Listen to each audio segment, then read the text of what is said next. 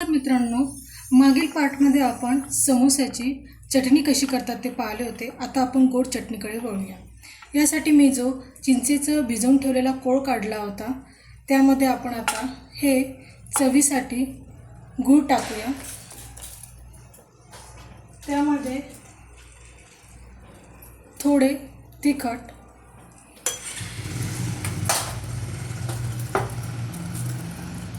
चवीनुसार मीठ टाकू आणि याला आपल्याला 5 ते 7 मिनिटं उकळून घ्यायचे आहे. तयार होईल आपली चटपटीत चटणी. आता समोसे बनवण्याकरता आपण त्याला पुरी तयार करून घेऊया. हे आपण भिजवलेलं मैद्याचं पीठ आहे, त्याची अशी गोल पोळी तयार करून घेऊया. त्यानंतर त्याला मधातनं आपण कट करून घेऊया.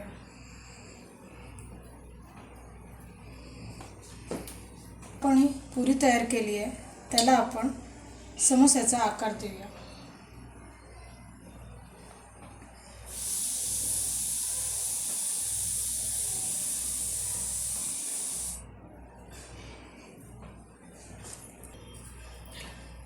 अशा पद्धतीने याला सारण भरून आपण हे समोसे तयार केले आहेत. आता याला तळून घेऊया. गरम तेल झालं की थोडं मंद आचेवर याला तेलात सोडूया. हलके हलके याच्यावर तेल सोडत याला तळून घेऊया.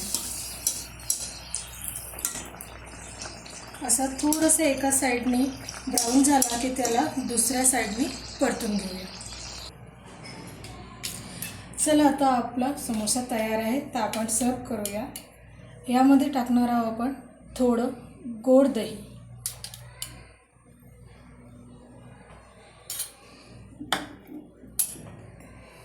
त्यानंतर यामध्ये टाकूया हिरवी चटणी,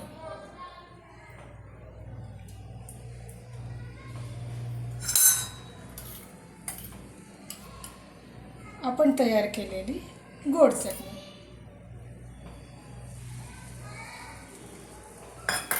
आणि वरून चवीला मस्त बारीक कांदा. यावर तुम्ही बारीक शेव सुद्धा टाकू शकता. तर तयार आहे हा आपला आजचा चटपटीत स्पेशल समोसा. व्हिडिओ आवडल्यास लाईक करा, शेअर करा, सबस्क्राईब करा आणि खाऊन आनंद घ्या. धन्यवाद.